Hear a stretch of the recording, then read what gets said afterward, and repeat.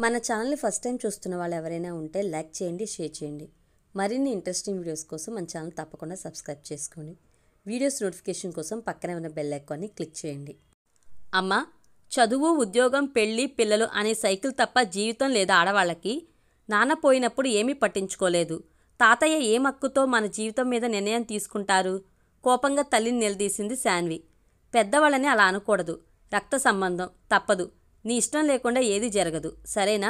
కూతుర్ని శాంతింపజేయడానికి అంది సుహిత. ఆంటీ చూడండి, అమ్మ కూడా ఇన్నాళ్ళు లేనిది ఇప్పుడు ప్రేమ వలక పోస్తూ మాట్లాడితే అమ్మ కూడా అలాగే అంటుంది. సంధ్య అప్పుడే ఫ్రెష్ అయ్యి వీళ్ళ వాటా దగ్గరకు రాగానే ఫిర్యాదు చేస్తున్నట్టు అంది శాన్వి. వేదేష్ ఫోటో చూపించారు. బాగున్నాడు, తెలిసిన వాళ్లే అని వీళ్ళ తాతయ్య అడిగారు. అయినవే అయిపోయాయి. ఇప్పుడైనా కలుపుకోవాలనుకోవడం తప్ప సంధ్య? పిల్లల వల్ల కుటుంబాలు కలిస్తే మంచిదే కదా. తన మనసులో మాట చెప్పింది సంధ్యతో సుహిత. కాలం అన్నిటికీ జవాబు చెప్తుంది శాన్వి. ఇప్పుడే పెళ్లి చేసేసుకొని ఎవరూ అనట్లేదు కదా. కొంచెం ఓపిక పడితే అన్నీ సర్దుకుంటాయి. ఇప్పటి నుంచి చూడటం మొదలు పెడితే అప్పటికి సంబంధం కుదురుతుంది. పోనీ నీ మనసులో ఎవరైనా ఉంటే చెప్పు, అతనితోనే మాట్లాడదాం. సంధ్య కూడా సుహిత మాటలనే కొంచెం అటు ఇటుగా చెప్పింది. సరే ఆంటీ, మీరు అన్నట్టే ఎప్పుడో అప్పుడు పెళ్లి చేసుకుంటా. ఇప్పుడు అన్నిటికీ అమ్మ అలా చెయ్యి ఇలా చెయ్యి అన్నట్టే రేపు ఒక అబ్బాయి ఇంకా చాలామంది నన్ను కంట్రోల్ చేస్తారు. అంతే కదా పెళ్ళంటే, కోపంగా అంది శాన్వి. సరే అమ్మా, నీ ఇష్టం వచ్చినన్ని రోజులు ఉద్యోగం చేసుకో. కానీ తాతయ్య వచ్చినప్పుడు నీకు నచ్చినా నచ్చకపోయినా కొంచెం గౌరవంగా మాట్లాడు. అదే తల్లిగా నేను చెప్పగలిగేది.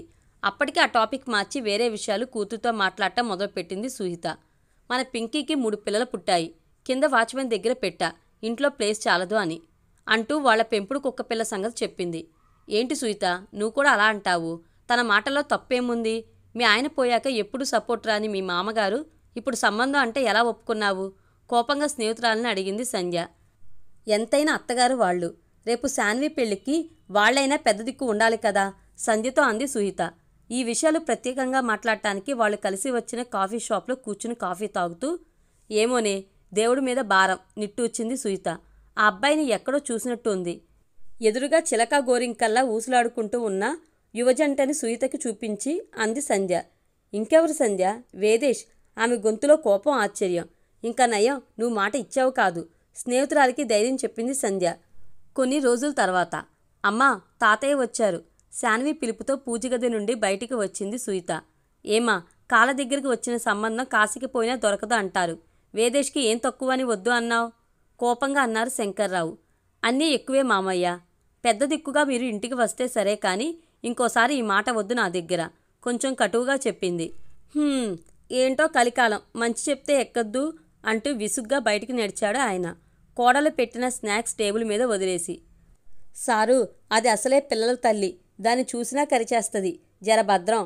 శంకర్రావుని చూసి మొరిగిన పింకీ గురించి ఆయనకి జాగ్రత్త చెప్పాడు వాచ్మెన్. శంకర్రావు మొహం చుట్లింపు సంగతి గమనించకుండా. ఇంట్లో పిల్లలకే లెక్కలేనప్పుడు కుక్కలకు కూడా లోకువే. చికాకుగా ఇంటిదారి పట్టాడు శంకర్రావు.